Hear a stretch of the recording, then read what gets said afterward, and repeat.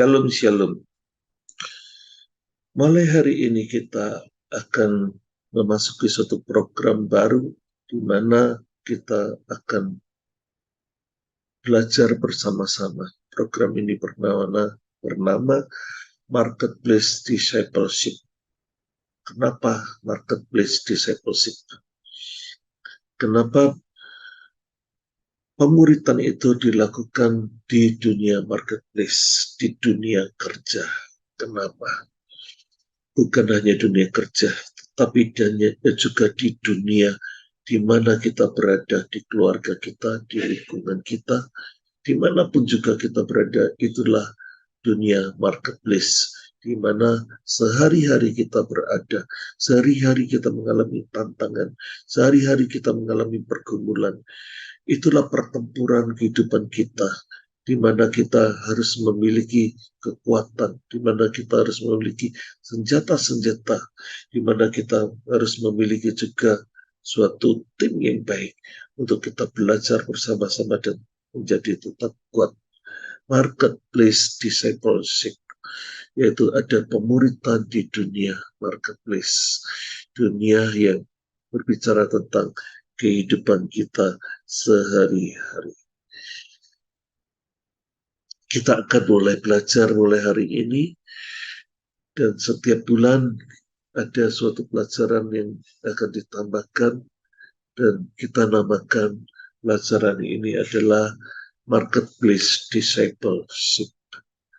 Apa yang akan kita pelajari dan kenapa kita harus melakukan pemuritan di dunia marketplace, di dalam tempat kerja kita, di dalam lingkungan kita, dan di dalam apapun yang kita punya, komunitas-komunitas kita.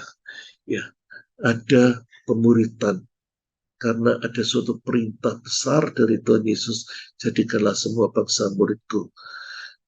Di mana bangsa-bangsa itu berada? Bangsa-bangsa itu berada di dunia yang namanya marketplace. Disinilah banyak sekali orang, banyak sekali suku dan bangsa berkumpul, berinteraksi, bahkan bertransaksi. Ya, ini adalah lingkungan hidup kita sehari-hari, di mana kita hidup, kita sakit, kita sembuh, kita saling memperhatikan, dan seperti itulah kehidupan yang seharusnya kita jalani sehari-hari, yaitu kehidupan nyata, dunia nyata. Kita hidup 24 jam, dan sebagian besar waktu kita adalah di luar rumah ibadah. Kadang kita terjebak dalam suatu pemikiran bahwa yang rohani itu hanya ada di dalam rumah ibadah, sedangkan di luar rumah ibadah itu semua sifatnya duniawi, sehingga kita tidak perlu mempersiapkan diri atau melengkapi diri atau belajar sesuatu, sehingga ketika masalah itu datang kita tidak siap. Ketika musibah itu datang kita terkejut, dan kita akan bertanya, di manakah Engkau Tuhan? Kenapa Engkau meninggalkan aku sendirian? Padahal tidak. Yang terjadi adalah kita meninggalkan Tuhan, karena kita tidak belajar sesuatu di dalam kehidupan ini. Kita hanya fokus kepada hari Minggu saja, hari Sabat saja. Kita hanya fokus bertemu Tuhan di situ. Sedangkan sisa hari-hari yang ada, kita melupakan Tuhan. Karena itu ada suatu pelajaran yang bagus sekali, suatu perumpamaan yang bagus sekali di dalam Lukas 10 ayat 30 sampai 35 yang dikisahkan oleh Tuhan Yesus. Ada seorang pedagang yang sedang berjalan dari Yerusalem menuju ke Jericho, suatu perjalanan penting dari Yerusalem ke Jericho. Ada perbandingan kehidupan nyata dan imajiner. Seringkali orang terjebak dalam situasi Yerusalemnya, di mana secara imajiner mereka menganggap bahwa rumah ibadah itu adalah harapannya akan surga, situasi surga, semuanya saling mengasihi, semuanya saling memuji, semuanya berkata tentang hal-hal yang baik, yang kudus, yang mulia. dan disitulah tempat orang kudus berkumpul. Tetapi terang menyala di tempat yang terang, sehingga kita tidak melihat kegelapan, atau kalau ada kegelapan kita usirlah kegelapan itu dari terang itu. Seperti itulah kehidupan imajiner, di mana Yerusalem itu berbicara tentang pusat pemerintahan dan pusat di mana para imam berkumpul. Secara imajiner kita merasa kita sudah di surga. Sedangkan Jericho berbicara tentang kota perdagangan. Jadi ada suatu perjalanan dari Yerusalem menuju ke Jericho. Jadi walaupun orang itu di rumah ibadah, tapi untuk membiayai kehidupan sehari-hari mereka, mereka harus menuju ke Jericho. Ada suatu perjalanan bisnis yang harus dilakukan untuk membiayai kehidupan mereka nyata di dunia ini. Karena itu sadarlah bahwa hidup kita masih di dunia. Karena itu kita harus memperhatikan hal-hal yang duniawi juga. Kita tidak bisa mengabaikan, sehingga ketika kita menghadapi suatu masalah kita terkejut dan menyalahkan Tuhan. Tuhan, di manakah Engkau? Kenapa aku harus mengalami kebangkrutan? Kenapa aku harus mengalami kesakitan? Kenapa harus mengalami kesendirian? Kenapa aku harus mengalami keluargaku tidak memiliki sukacita dan damai? Kenapa, dan kenapa? Karena itu kita harus belajar bahwa kita perlu melihat dunia marketplace dari sisi yang berbeda. Karena Tuhan Yesus sendiri mengatakan, jadikanlah semua bangsa muridku. Bagaimana bangsa-bangsa berada? Bangsa-bangsa itu berada di dunia marketplace. Karena itu kita harus buka mata. Karena Tuhan Yesus sendiri mengajarkan kepada kita bahwa dunia marketplace ini adalah dunia di mana kita hidup dan kita harus hidupi. Karena itu kita harus mengerti bahwa jadikanlah semua bangsa muridku. Itu bukan murid satu sinode atau satu gereja tertentu.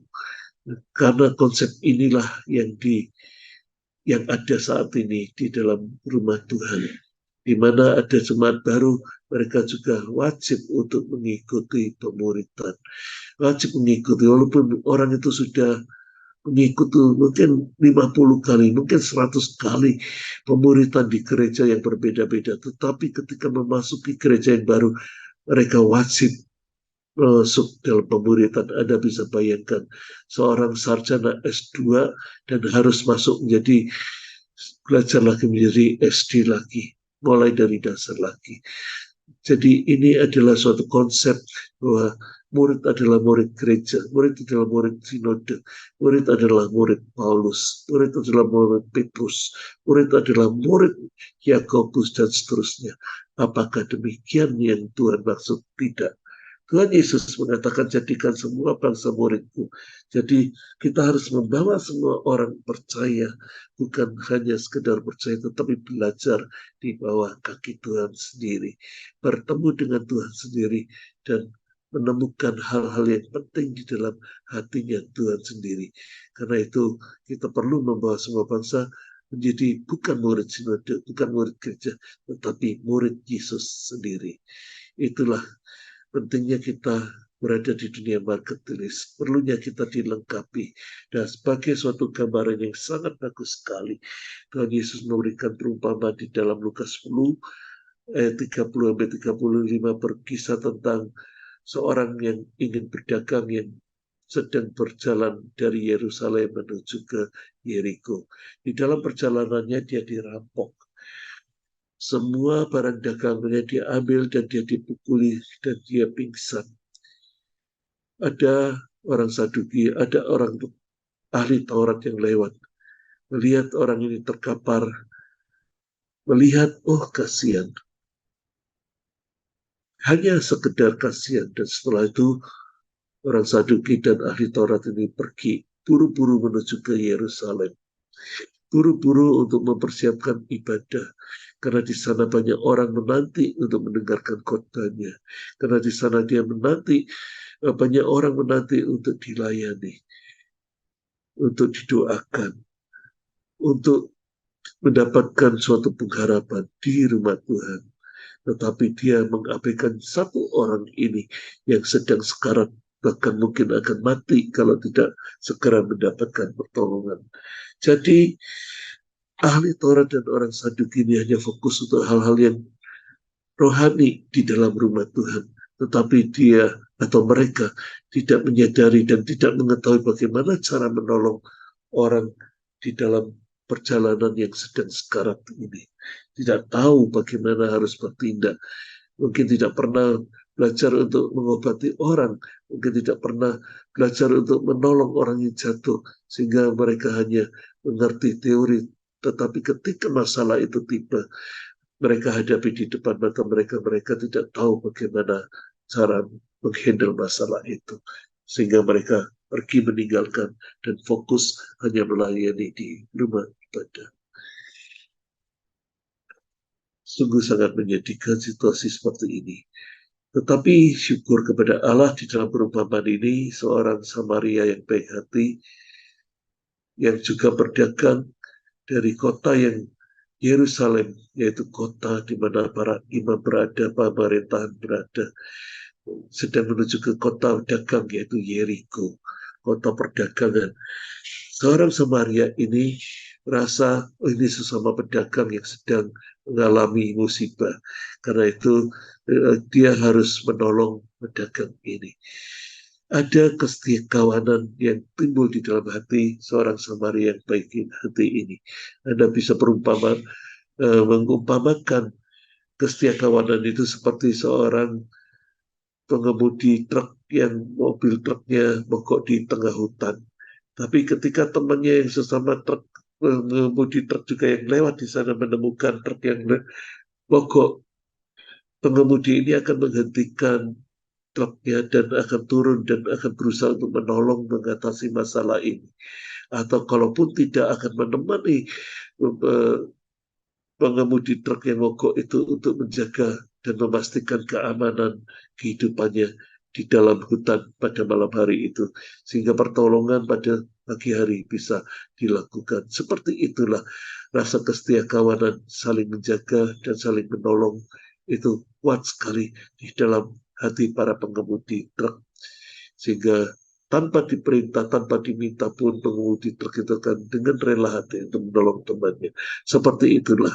Nah, pedagang ini, orang Samaria ini melihat temannya sekarat dan dia merelakan diri untuk menunda pekerjaannya untuk menghandle masalah ini, mengangkat, menolong, mengobati luka yang ringan dulu, dan mulai menaruh orang ini di atas bahu keledainya, dan dia merelakan punggung keledainya untuk orang yang terkapar ini, yang dirampok ini. Dan orang Samaria itu menuntun keledainya menuju ke Jericho dan menuju ke penginapan. Dan pada keesokan harinya dikatakan orang Samaria ini akan pergi berdagang, dan dia tidak tinggalkan orang yang punya masalah ini sendiri. Dia memerintahkan pemilik dari penginapan ini untuk merawat, untuk menyediakan apa yang dibutuhkan, dan menitipkan sejumlah uang. Bahkan berkata, kalau uang ini tidak cukup, nanti aku kembali, ayo kita totalan, saya akan bayar semuanya. Pemirsa yang budiman, apa yang terjadi? Ternyata dunia marketplace ini mengajarkan kita kesetiakawanan. Ternyata dunia marketplace ini berkata bahwa banyak sekali pergumulan sehari-hari yang dihadapi, yang justru di dalam rumah Tuhan tidak bisa memberikan jawaban. Mereka hanya berkata, bersabarlah, berdoalah, bersabarlah, berdoalah. Tetapi tidak tahu bagaimana mengatasi masalah yang ada. Marketplace discipleship didesain untuk menjawab, agar kita bisa menjawab permasalahan-permasalahan kita di dalam kehidupan sehari-hari. Karena itu Anda juga bisa tergabung dalam marketplace discipleship yang secara kelas Zoom bisa kita adakan. Anda bisa menghubungi ke 0812 80 10 11 80, 0812 80, 10, 11, 80, Anda akan tergabung dan kita akan belajar bersama-sama sehingga kita mengerti konsep dari marketplace discipleship ini. Yeskel 34 mengatakan gembala Israel yang ditolak oleh Yesus. Gembala ini ditolak karena apa? Karena mereka hanya menggembalakan dirinya sendiri. Mereka lupa untuk menggembalakan domba-domba yang luka, yang hilang, yang sakit, dan yang kelaparan. Mereka hanya fokus menggembalakan dirinya sendiri, kenyang dan gemuk hanya untuk dirinya sendiri. Sedangkan domba-dombanya kelaparan, kurus, dan sakit. Ini yang ditulis di dalam Yeskel 34 dan Allah marah. Allah menolak gembala-gembala Israel dan Allah berkata bahwa aku sendiri yang akan menggembalakan domba-dombaku.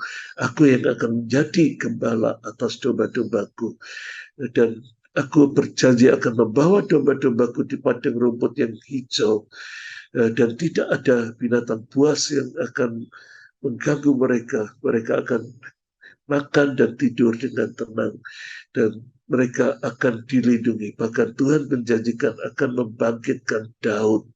Padahal Yeskel dan Daud memiliki masa hidup yang berbeda.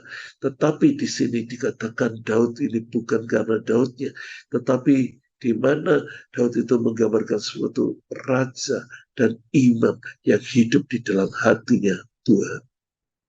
Tuhan akan membangkitkan Anda dan saya menjadi Daud di akhir zaman, di mana kita hidup di dalam hatinya Allah, dan kita mengerti bahwa panggilan kita di dalam dunia marketplace, sehingga kita perlu untuk menjadi saksi dan terang dan menjadi jawaban ketika domba-domba itu terluka, ketika domba-domba itu tersesat, ketika domba-domba itu tidak punya pengharapan.